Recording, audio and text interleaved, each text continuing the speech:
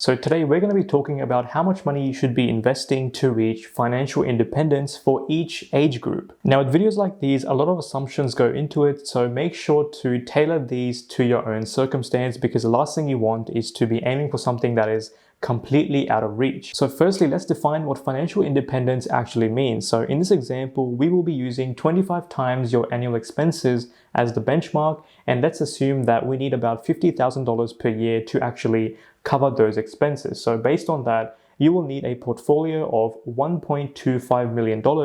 And let's say that we want to finish this off by age 60. The market typically gives an annual return of somewhere between 6% to all the way up to 12% per year on average. And based on our calculations, we'll assume that you'll be getting a return of 7.5%. So that's pretty much on the lower end of that spectrum. This whole video is mostly going to be based off these figures. So make sure to adjust these figures based on your circumstance and your situation and stuff like that. So I got the idea for this YouTube video from a very good YouTuber over in America who is Graham Stephan. And then I also saw a similar video from Michael Coe, who is obviously based in Australia from an Aussie perspective. So I thought I may as well give my 2 cents on this whole situation and kind of my perspective on retiring early and whatnot. Now, if you guys are new here, my name is Faizy. This channel is about finance and investing. Before we begin, this video is not financial advice. I'm not a financial advisor.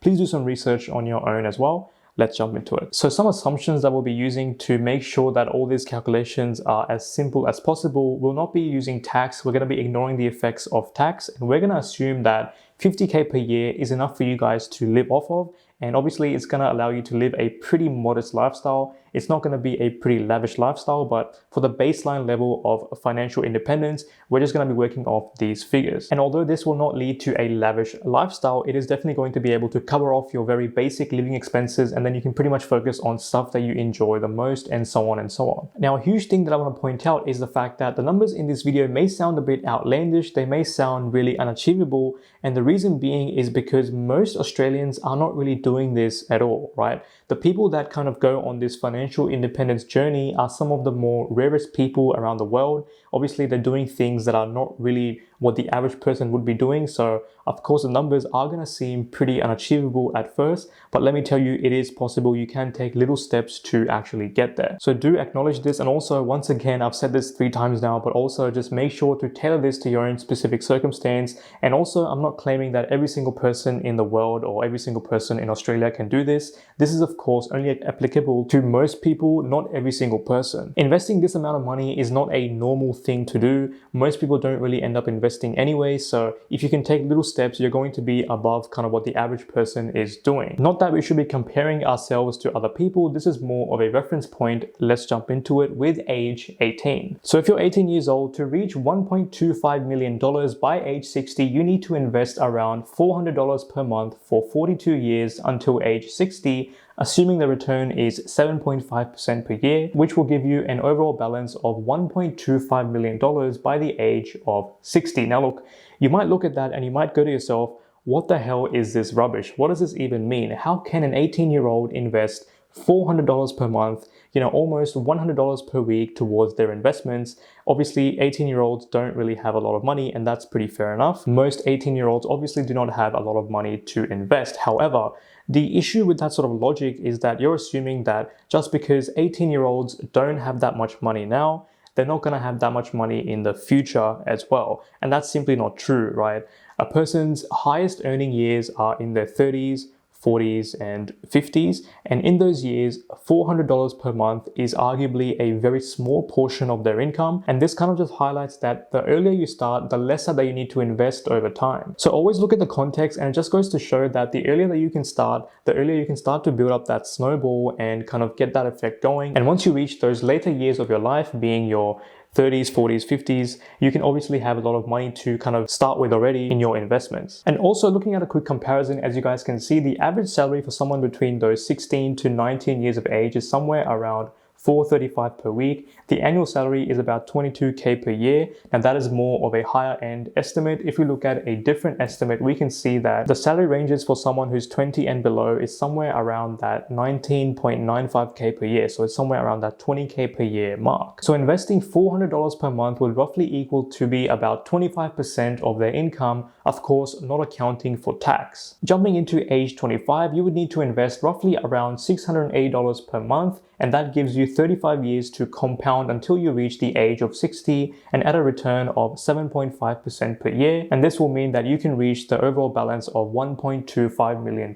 And you can see that just by those 7 years passing from 18 years of age to 25 years of age, the number that you need to invest has gone up by $280 per month. Now, that might not seem like a lot to some people, that might be a lot to some people. Whatever it is, you can see that the number is going to slowly increase over time, and you'll really start to see how quickly it increases. That's why you need to start investing as early as possible to capitalize on those earlier years. And the good thing about being in your early to kind of mid-20s is the fact that you have a lot of earning power now, in a sense that if we compare it to when you were 18 years old, ideally, you've got a lot of experience now in your chosen field, and you're really starting to kind of get those salary increases and promotions and whatnot. So your salary is in a much better position than it was before, and you can really start to invest as much as possible. So for this age group, the rough income category is somewhere around between 41K on the lower end to roughly around $58,000 on the higher end. So that means that as a percentage, you will need to invest somewhere around 15 to 20% of your income, not including tax. So based on that, if you've got the right circumstances, investing 15 to 20% of your income is definitely possible. A lot of people out there will literally be very frugal, and those types of people will somehow manage to invest over 50% of their income. Whatever it is, investing 15 to 20% if you have the right circumstances is definitely possible. Jumping into age 35, to reach $1.25 million by the age of 60, you have roughly 25 years to compound your money, and then you need to invest roughly around $1,550 per month at a return of 7.5% per year.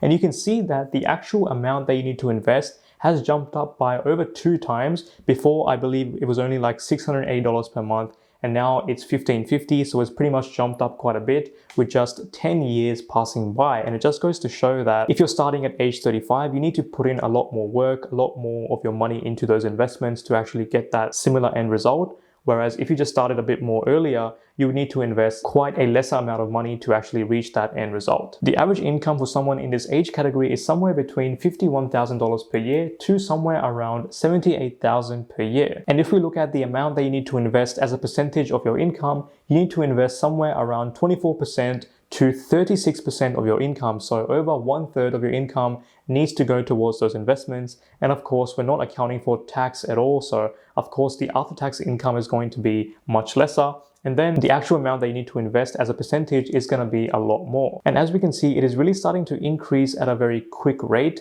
Before, from the ages between 18 to 25, it was only an increase of about $280.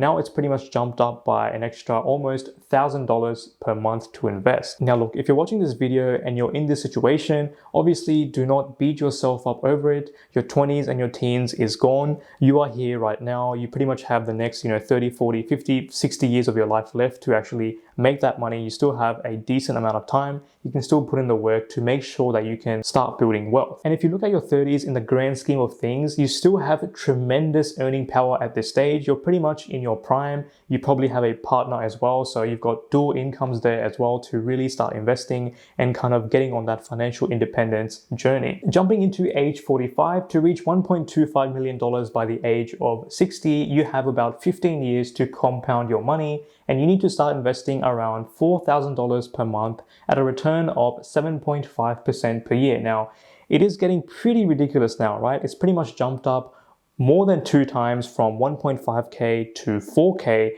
and now it's just getting really ridiculous. The average income for someone in this age category is somewhere between that 52K mark to around $80,000 per year. And the amount to invest as a percentage of your income is gonna be around 60% if you're earning $80,000 per year, or 92% if you're earning 52K per year, which is obviously very realistic, and that's not counting tax as well. So keep in mind that the whole premise of this exercise is to retire at age 60, right? We can always push it to age 65 to start compounding the money even more and so on. And look, I just want to make it very clear that if you're someone in these age categories, this does not mean that you should not invest. It doesn't mean that just because you can't reach that end goal of reaching $1 million or whatnot, you should just give up and you should just be disappointed and just keep worrying about it. It just means that to get to 1.25 million, you need to invest that much. If you just invest whatever you can, if you can keep on investing, let's say 2K per month, you can still get to 630K by the age of 60. So definitely do not get discouraged. In your 40s, you still have tremendous amounts of earning power and so on and so on.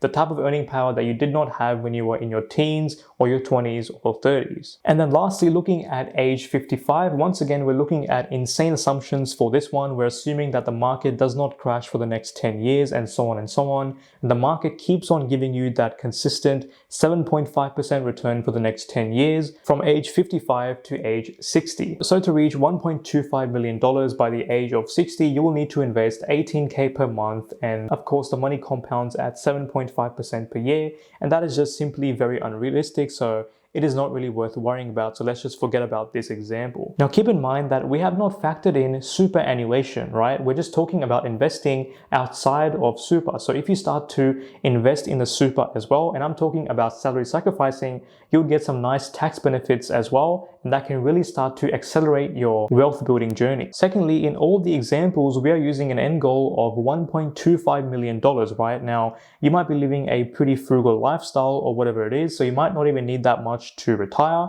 You might be able to spend much lesser and just enjoy the simple things in life. It's up to you, whatever your life plan actually is. Thirdly, you might also have a wonderful partner who's also into investing and finance and all this sort of stuff.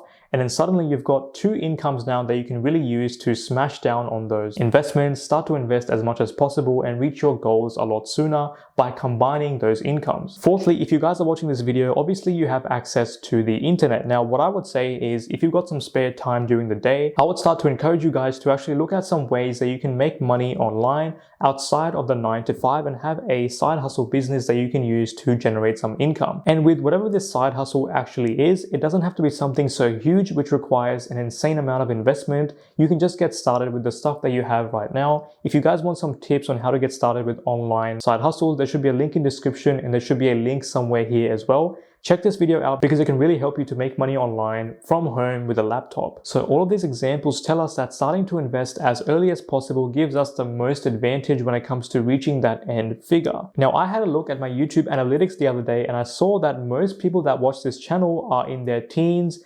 20s or 30s. So you guys are basically in the prime age for investing. Right now you have the most amount of time and arguably you're starting to build your income streams when it comes to your job and some other income streams as well. So right now you're in the perfect position to actually capitalize on the time that you have. Now, if you guys want to know more about financial independence and retiring early and some of the calculations that went into making this video, check out this video right here. This video will pretty much explain that and it will also explain my plan as well when it comes to retiring early and financial independence. And check out this video as well. This video pretty much explains how compound interest actually works, so I think it'll be pretty helpful. And guys, thank you so much for watching. Please like and subscribe and I'll see you in the next one. Bye now. Now, if you guys want to know more about